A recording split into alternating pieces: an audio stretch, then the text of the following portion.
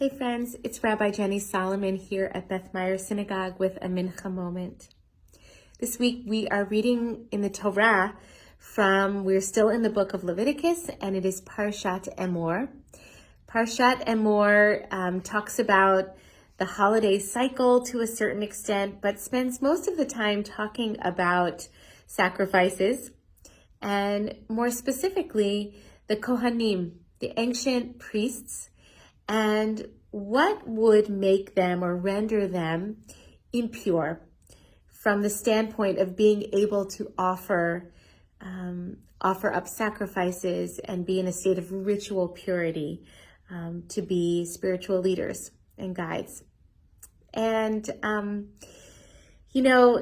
one of the things that emerges is that having contact with the dead, actually touching a dead body, confers a certain kind of tuma. It's not that the dead body is dirty in any way or icky, God forbid, but it is symbolic of a kind of blockage, something that then prevents the Kohen, the priest, from performing his ritual duties, which are ultimately about affirming life. And this is a complex subject, but suffice it to say, I think there's actually something very profound going on here.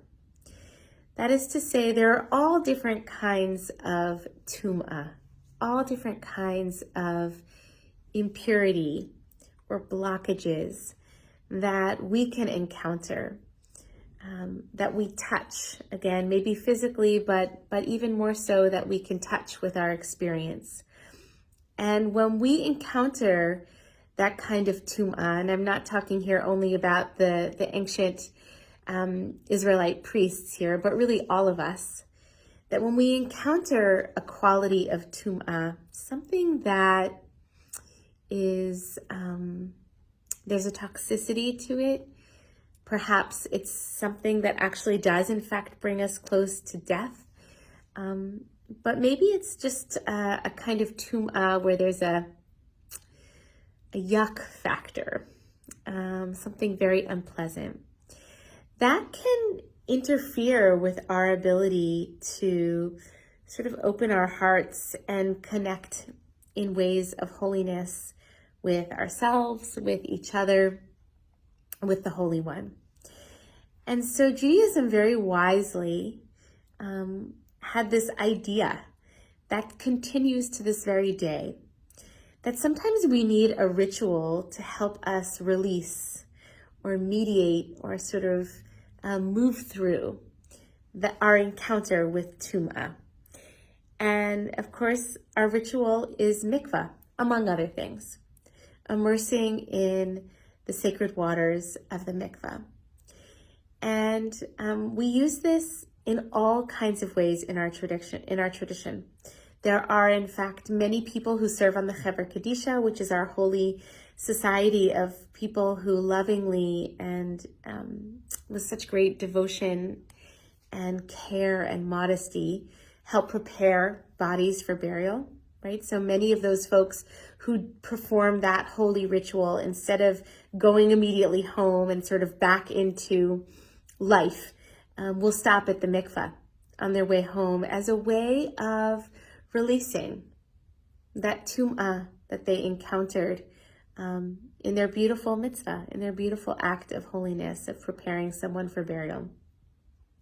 So too, people who have gone through traumatic experiences, people who have gone through surgeries, who've been in an accident, who have moved through a particular kind of treatment, or who have ended relationships that were unhealthy and unwholesome, will come to the mikvah, again, as a way of moving through in an embodied way, a ritual that helps them release tum'ah, release spiritual impurity.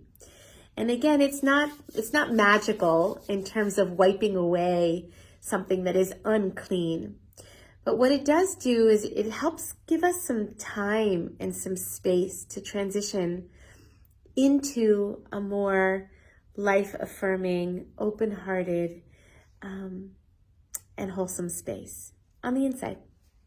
We do this ritual with our whole bodies, of course, but it's really about shifting the inner orientation as much as it is moving through an external embodied ritual.